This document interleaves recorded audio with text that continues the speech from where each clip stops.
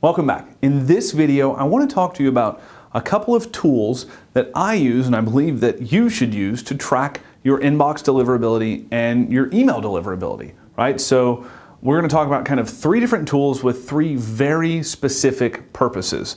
Now, the first one is Mail Monitor App. It's mailmonitorapp.com, and this service is strictly for inbox placement, right? Not necessarily email deliverability as a whole, but inbox placement. If you take the seed addresses that it's going to give you and put those on your email list, it will actually break down per IP address, per per ISP, per message your delivery. So if you have 4 IP addresses and you send a broadcast mail, it'll tell you the delivery rate of that message in Gmail, Yahoo, Hotmail, AOL, by each IP address. So this is super powerful information if you see that you're having delivery issues with one specific IP and one ISP. So if your IP address number 2 is being completely blocked by Yahoo, you know where to focus efforts and contact your email service provider and say,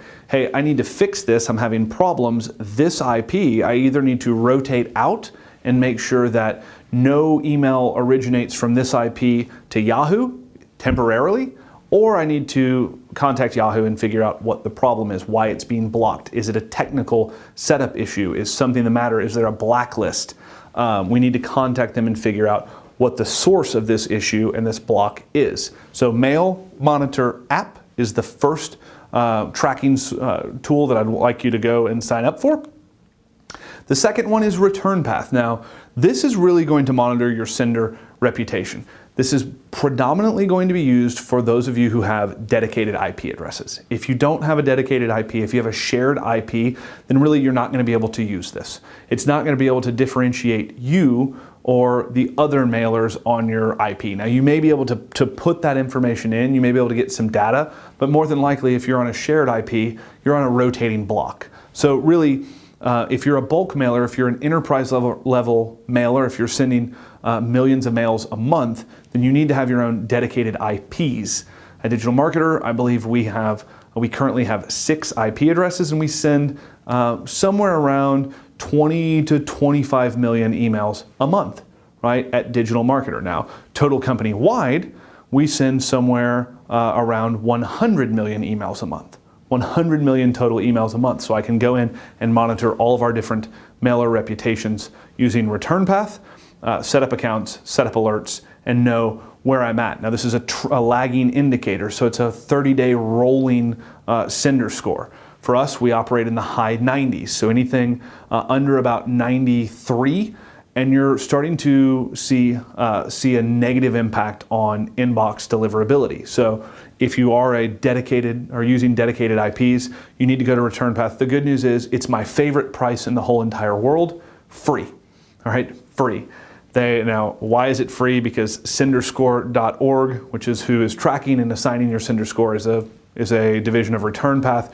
ReturnPath certification will help you in an additional premium verification. It's something that Digital Marketer chose to do.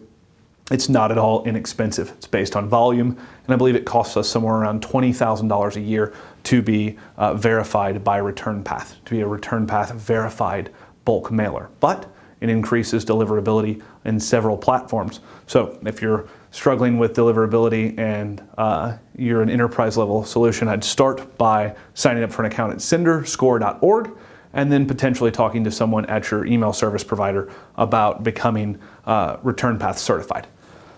Now, number 3 is Email Reach. Now, I love Email Reach because it allows me to not only set up tracking on domain and IP blacklisting, but I can set up proactive emails.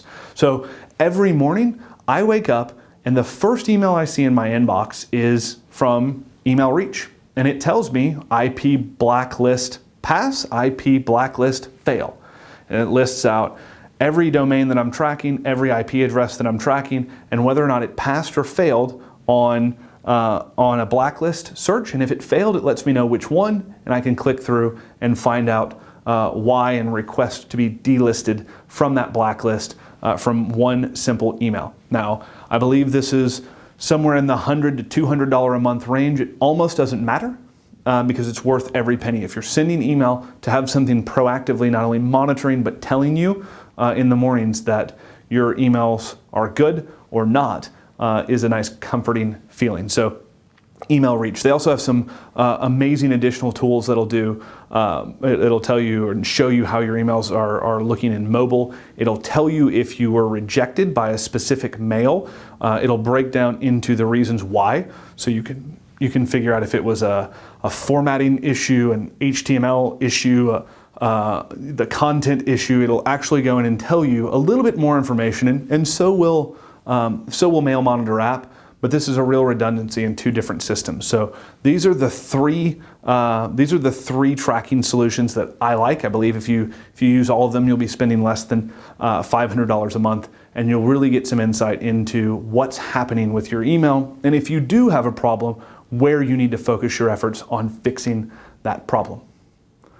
All right, so that's it on tracking. I'll see you in the next video.